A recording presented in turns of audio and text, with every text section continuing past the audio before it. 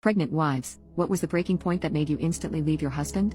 My husband thought I baby trapped him, so I untrapped him in the blink of an eye. My husband and I had been married for 7 years. He lived next door and we just clicked. It was like a fairy tale. One thing I have always thought made our marriage so strong was our friendship with each other and our trust in one another, although now my husband seems to think otherwise. My husband found out that his friend, Jeff, has been baby trapped. Basically, Jeff's wife stopped taking the pill and fell pregnant a few months into their relationship, and only came clean after the wedding. Jeff came from a very conservative family, which his wife knew, and so he felt obligated to marry her after the pregnancy. Unfortunately, he also now feels obligated to stay regardless of the clearly messed up dynamic because he feels that he has made a vow and will stick by his wife and child. My husband, for some reason, was really rattled by this. I was 4 months pregnant with our first, and my husband asked me if I was trying to baby trap him. I first laughed because I honestly thought it was a joke. He was dead serious and doubled down, so I told him that we have already been married for 7 years and a baby was not going to trap him any more than he already is. My husband did not like that answer and said that there was no time limit on baby trapping and that my intentions were clearly not pure given how I was acting as if his concerns were a joke. He said he had trusted me in the past, but my laughing in his face gave him no reason to trust me now. I did not really know what he wanted or how I was meant to respond, and I said we should talk about it in the morning.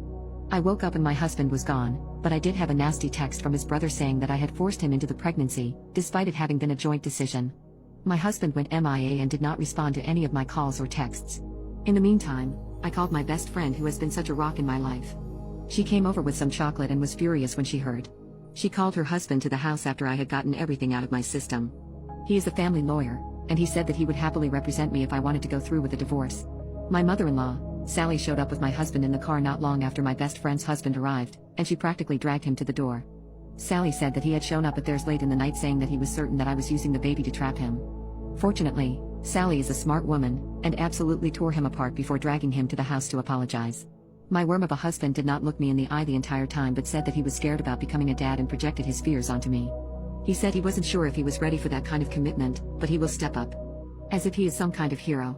I called him a coward and told him that he should stay with his parents until I am ready to talk to him. I didn't want to say anything about the divorce papers because I didn't know what his reaction would be, but he would find out soon enough. I also showed my mother-in-law the text from my brother-in-law, and her face was like a storm cloud. I don't know what happened there, but I am sure it was bad. Soon after, I had a scan with the doctor, which Sally attended with me. The baby is happy and healthy. I finally found out the gender. I am having a little girl. I am over the moon. Sally was a gem and was so touched that I included her in the scan. She is very excited to be a granny. On that note, Sally organized a family lunch a couple of days after the scan. I was a little reluctant, but I knew that she had good intentions and wouldn't do anything to make matters worse.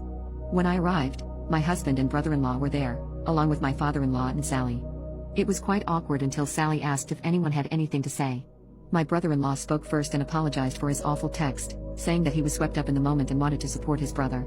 I explained how hurtful it had been to receive such a nasty and vindictive message, and that he knew as well as anyone that my husband and I had been trying for almost a year. He hung his head and mumbled something. That was pretty much the last I heard from him for the afternoon. Next, Sally looked quite pointedly at my husband, but he actively avoided anyone's eyes. Eventually, she spoke up and announced that my husband would no longer be welcome to stay in their house. She said that she was ashamed to have her son behave the way that he has and that she would prefer to make space for her granddaughter rather than have some lowlife hanging around. My husband had opened up his mouth to say something earlier, but his eyes lit up when she said, "Granddaughter." My husband had always wanted a girl and he was suddenly in tears saying that he was so pleased to hear the gender. My husband was suddenly wanting to touch my belly and asked if he could come home and paint the nursery. I told him in no uncertain terms that he was not welcome and that he had destroyed any trust I had in him.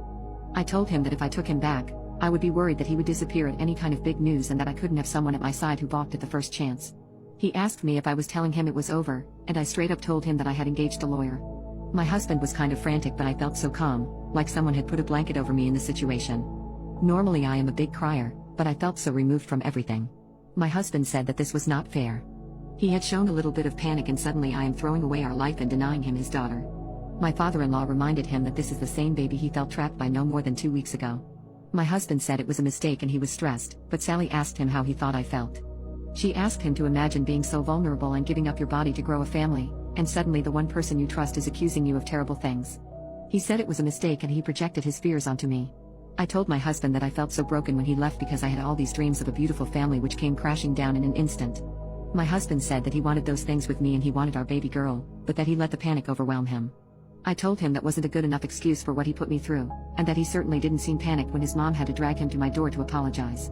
He didn't have much of an answer other than to say that he was ready now and wanted our girl. In all of this, in all the times he told me he wanted me and our baby, he never once apologized properly.